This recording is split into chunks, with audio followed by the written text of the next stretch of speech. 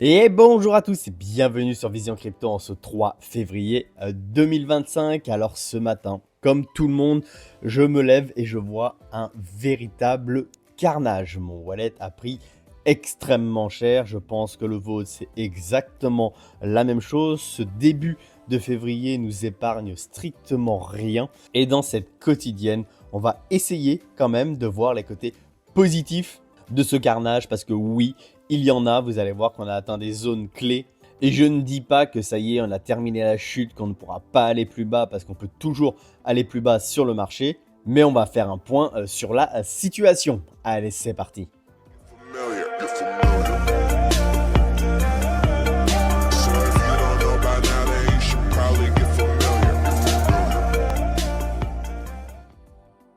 Donc du coup, on va pas s'étaler sur la bubble map, hein. Forcément, on a pris extrêmement cher. Au niveau des volumes, on est à 87 milliards sur BTC et 74 milliards sur Ethereum. Malheureusement, c'est des volumes qui sont vendeurs, donc ça fait vraiment pas plaisir. Et on va aller voir tout de suite notre ami BTC. Alors nous voilà sur BTC, donc qu'est-ce qu'on a fait? Moi déjà je pensais qu'on allait faire un premier arrêt dans la RLZ longue ici, pas du tout, on a fait une grande liquidation jusque dans cette zone qu'on a depuis pas mal de temps, ce support hein, ici au niveau des 90 000, on a été tapé dedans. Encore une fois en faisant un véritable carnage. Alors sur BTC en soi, est-ce que c'est un véritable carnage? Pas tant que ça, oui ça fait extrêmement mal. Mais là où nous avons pris extrêmement cher, bien entendu, c'est sur les altcoins. On voit la chute qu'on a faite ici. Et regardez où est-ce qu'on est revenu. J'avais laissé depuis bien longtemps, j'ai toujours laissé, hein, vous pouvez aller voir les autres quotidiennes, j'ai toujours laissé cette RLZ longue ici. Et bien ça y est, on est retombé dedans. Donc est-ce que ça veut dire que c'est terminé? Est-ce que ça veut dire que maintenant on peut repartir? Attention, c'est pas ce que je dis, mais nous avons vraiment atteint une zone clé où il y avait beaucoup de confluence. Il y avait la RLZ ici, il y a le support ici, et ensuite il y a, si je me mets en 4 heures, on le voit, le précédent sommet ici. Donc on n'a pas tapé n'importe où non plus. Hier, dans la quotidienne, je vous ai présenté justement le Total 3 où je vous disais, regardez cette mèche ici, c'est peut-être la mèche qu'on a faite ici. Et donc du coup après il s'est passé quoi? Il s'est passé un gros pump. Eh ben je pense que maintenant c'était pas cette mèche ici, c'est cette mèche ici. Alors on a l'impression qu'elle est beaucoup plus grande, mais au final pas du tout. Regardez, il suffit de prendre les mesures et si on prend ici juste avant la chute, on est sur une chute de 27,58%. Et si on revient ici, on a l'impression que c'est beaucoup plus grand. Mais au final, vous allez voir qu'on est à peu près équivalent. Hop, on reprend la petite mesure. Je me mets au sommet ici avant de bien chuter. Et vous voyez qu'au final, on est à 28, quasiment 29%. Donc, on est sur une chute qui est totalement similaire. Maintenant, ce que j'aimerais vraiment voir, c'est qu'on est exactement la même chose. C'est-à-dire qu'on remonte comme ça assez rapidement, qu'on reconstruise avant de pumper très fortement. Ici, là, ça va être long encore. Ça va être long, pourquoi? Parce que si jamais on reste dans cette phase-là, ben là, vous voyez, par exemple, c'était 87 jours avant d'avoir le gros pump. Bon, à voir, hein, ça, on ne peut pas complètement s'y fier, mais c'est soit on va remonter relativement vite, soit on va prendre le temps de reconstruire avant de repumper. Mais tout ça pour vous dire que c'est des choses qu'on a déjà connues, qu'on a déjà vécues. Et c'est pas pour autant que c'est la fin du monde. Ces phases-là sont des phases de capitulation. Et surtout que, regardez ici, hein, ici on est revenu où? On est revenu dans la RLZ. Regardez, si je prends, hop, ici encore une fois, je le fais avec vous hein, pour que vous puissiez bien voir. Voilà, regardez, on est venu ici dans la RLZ longue. Et là, qu'est-ce qu'on est en train de faire ici? On revient également dans la RLZ longue. En plus, il y a la confluence avec le fait qu'on s'appuie sur le précédent sommet ici et qu'on ait le support ici. Donc encore une fois, ce que je suis en train de dire, c'est pas que ça y est, on va repartir, c'est to the moon. C'est juste qu'on a atteint des zones qui sont clés, qui sont vraiment très importantes. Aussi extrêmement important, j'arrêtais pas de vous dire qu'on allait atteindre au moins les 60 voire 61%. Bon, on les a explosés et on reste au final dans ce que j'ai dit depuis bien longtemps. J'arrête pas de vous le dire. Hein. Alors là, par contre, vous pouvez revenir dans les quotidiennes d'il y a au moins un mois et demi. J'arrêtais pas de vous dire qu'on allait remonter en haut de ce canal ici. Et donc ça y est, c'est fait. On a complètement explosé même puisqu'on est monté à plus de 64%. On est monté à 64,31% de dominance de BTC. Donc vous voyez, tout ça, c'est une zone que j'ai marquée depuis très longtemps. J'adore laisser les traits, hein, vous savez, comme ça au moins ça justifie un petit peu ce que je dis. Je l'ai laissé depuis extrêmement longtemps et donc ça y est, on est rentré dans cette zone. Je pensais qu'on pouvait aller même carrément toucher cette trendline ici qui était au-dessus. On s'en est quand même très fortement rapproché. Maintenant, à voir ce qu'on va faire. C'est juste que je pensais pas qu'on allait monter aussi fort en termes de dominance avec la chute. Je pensais réellement que c'est simplement que BTC allait exploser à la hausse. Et vu que c'est lui qui aurait drainé les liquidités, il aurait explosé ici avant de se retourner et de faire exploser les altcoins. Là, malheureusement, on a atteint une forte dominance, mais simplement parce que BTC a pris moins cher que les altcoins. Parce qu'il a drainé plus de liquidités, mais c'est dans un marché baissier et pas dans un marché haussier.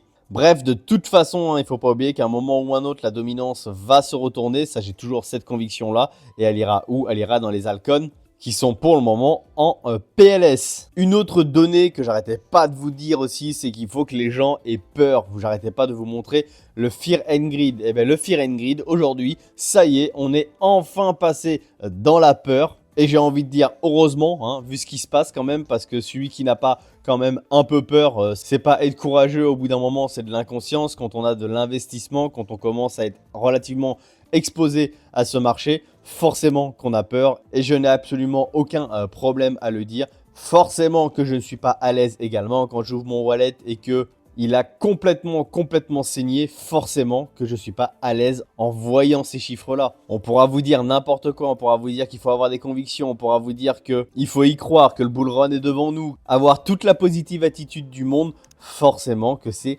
compliqué à gérer. Mais encore une fois, effectivement, oui, par contre, je pense qu'on aura quand même notre phase haussière et que là, on est vraiment dans cette dernière phase de capitulation, on a vraiment fait extrêmement mal et que maintenant, possiblement, on va attendre que les gens aient encore un petit peu plus peur avant de repartir très fortement. Du moins, c'est le scénario que je me fais et du moins, c'est le scénario auquel je me retiens.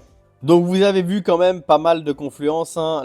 La dominance qui a explosé, le Total 3 où on est revenu dans la RLZ longue ici et le BTC où on est revenu en bas du canal. Maintenant, est-ce que c'est terminé? Peut-être que oui, peut-être que non, hein, véritablement. Là, il faut s'attendre à tout, il faut s'attendre à encore souffrir et possiblement revenir combler le gap CME. Maintenant, c'est quelque chose qui revient possible, hein. Quand on était ici, on avait bon espoir de reconstruire et d'aller faire un nouvel ATH. Et maintenant, qu'on est dans cette zone-là, de reperdre 10 000 pour aller dans cette zone des 85 000 où il y a pas mal de liquidités et après redescendre dans le gap CME, c'est encore une possibilité. Bien entendu que c'est certainement pas celle que je veux voir parce que si on descend encore ici, autant vous dire que ça va faire très mal. On a déjà pris très cher, mais alors là, j'ose même pas imaginer l'état de mon wallet. Justement, en parlant de gap CME, ça y est, regardez sur le Chicago Mercantile Exchange, on a un gros gap CME qui s'est créé entre les 98 et les 102 000 ici. Donc du coup, nous avons deux gaps CME, vous voyez ici, celui-là qui n'a jamais été comblé encore au niveau des 80 000 à 77 000, où j'espère qu'on ne viendra absolument pas le combler. Par contre, j'aimerais beaucoup qu'on aille combler ce gap CME et qu'on ait une continuation haussière. Ces petits traits, je peux le supprimer parce que c'est quand on était ici hier au prix des 100 000. Du coup, il n'a plus du tout lieu d'être parce qu'on a chuté beaucoup plus tôt que je ne l'avais prévu. Donc, à voir comment le marché va réagir aujourd'hui, ça va être extrêmement important. On continue au niveau des liquidations. On a fait 2,17 milliards de liquidations et 1,84 milliard sur les longues. Forcément, ça fait extrêmement mal. Là, ça a nettoyé vraiment beaucoup. Regardez ce qu'on voit apparaître sur la heatmap. Ça, je trouve que c'est plutôt positif. C'est des shorts. Regardez, tout ça, c'est shorté.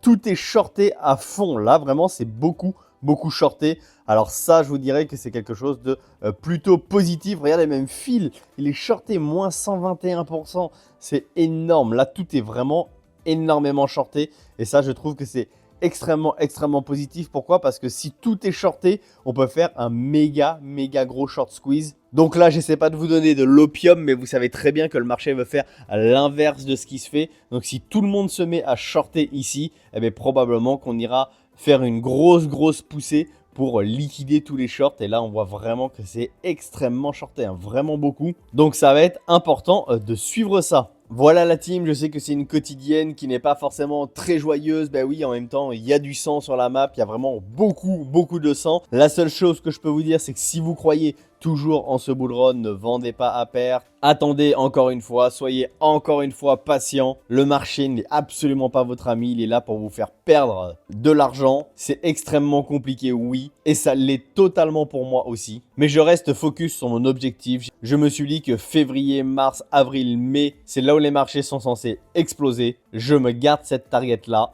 Et si c'est trop difficile pour vous, premièrement, n'hésitez pas à rejoindre le canal Telegram parce qu'il y a un énorme soutien de la communauté, ainsi que notre Discord. Ou sinon, simplement déconnectez-vous de Twitter, de YouTube, de votre wallet en attendant de meilleurs jours. Je vous souhaite d'être solide dans cette phase compliquée. Personnellement, je reste confiant pour le bull run. Je pense qu'il y aura notre Alcon Season. Il y aura une hausse très forte de BTC encore une fois. N'hésitez pas à aller voir la quotidienne de hier ici parce que j'explique pourquoi je reste confiant dans ce bull run. Et sur ce, je vous souhaite une excellente journée et surtout, restez curieux. Ciao!